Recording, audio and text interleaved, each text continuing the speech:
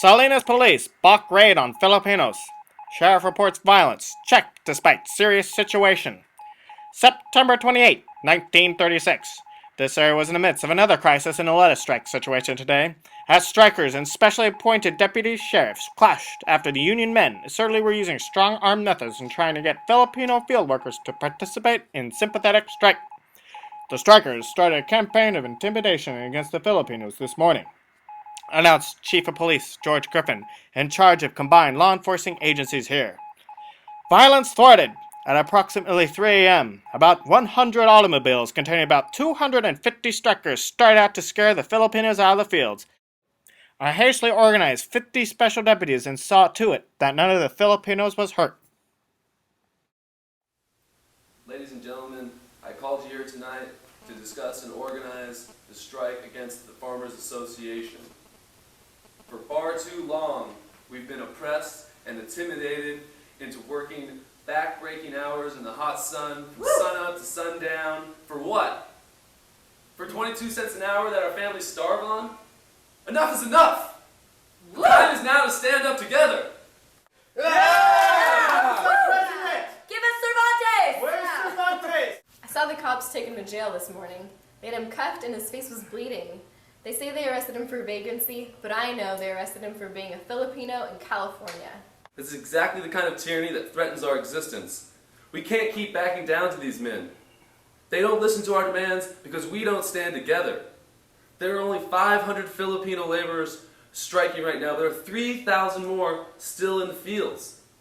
This is not the time for silence. This is the time for action. But none of our strikes have worked before. How's this one different? The last time I was on a strike, I got tear gassed and shot at.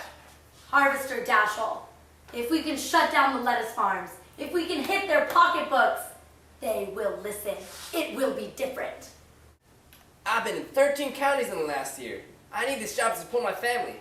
My wife is sick and we can't move again. Why should we Filipinos sacrifice anymore? The whites, the Mexicans have never stepped up for our strikes. Where were they when we needed them? I'm sorry, my friend, but this is the workers' fight, not a struggle between the races. This is a battle between the rich and the poor. We are the poor, but the poor are the masses. It's time to put aside our differences and unite. Police! Ah!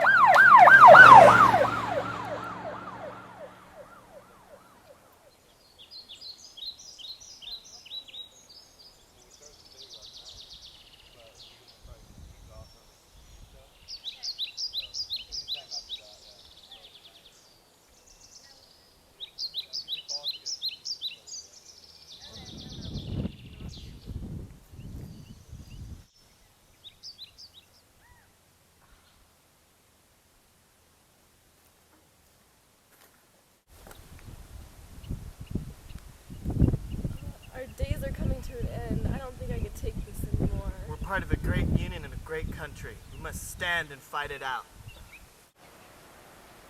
Hey, what in Sam hell am I paying you fools for? This farm ain't for lollygaggers. All right, well, get back to work. Don't make me go back to the slave days and get my whip.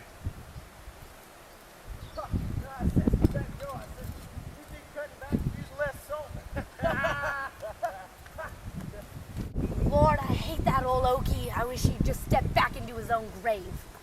I heard when it first came here, his workers used to love him. Then the big boys offered him a nice price for his acreage. Yeah, he sold out and just became a puppet. He ain't nothing but a mannequin. You hear that, Dale? You ain't nothing but a mannequin. I got family. What about your family? Where'd they go? They took off and left looking for higher wages. What kind of family is that? Leaving you for your own will. You still love nature despite what it did to you.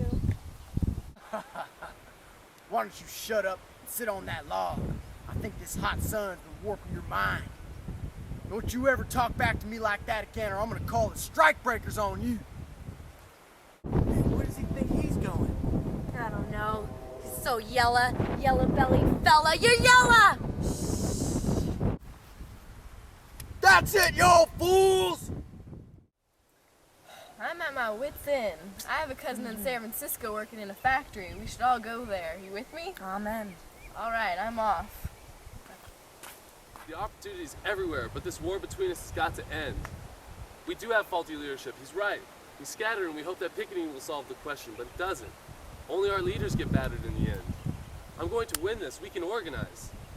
Felipe, I'm not gonna let you go without me. I'm coming. Carlos, you come too. You're a good leader. No, I'm staying. You're crazier than a set of Mexican jumping beans to stay here. Them strike busters are coming to get us, and I'm not gonna be here when they do. Please, I can't do this without you. You must understand, friends, I've come a long way to be in this beautiful country. Across half this earth to work on these beautiful fields and work on them. I'm staying so they can hear me speak, so I can feel what it's like to be free in the United States.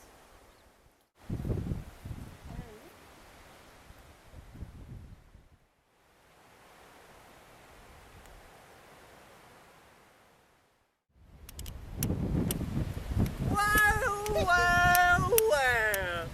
Looky what we have here! Looks like we got ourselves a straggler! Yeah, you said it, boss. A strangler! Oh, shut up!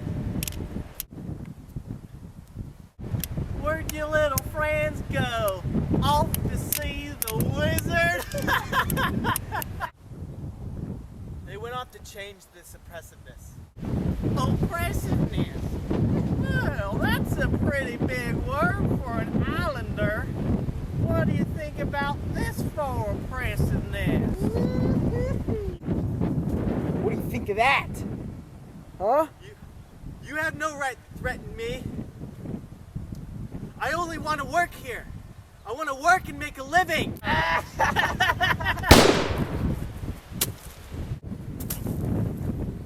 Jesus, we killed him.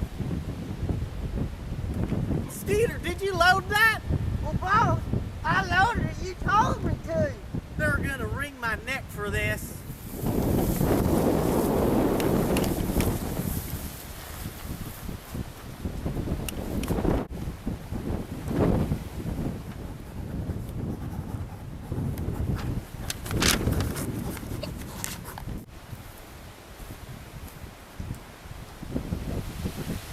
Hey!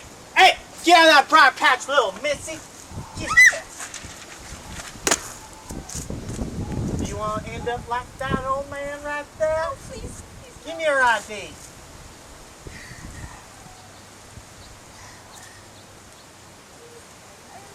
I'm just out for work. I know who you are, and I know where you live, and I know who you work for. 2 strike workers were stabbed here. Do you understand?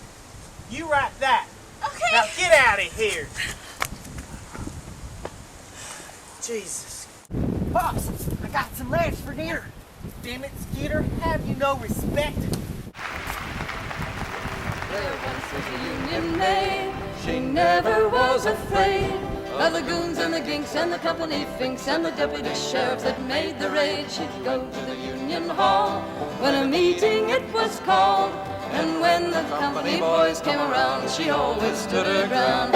Oh, you can't scare me, I'm sticking to the Union.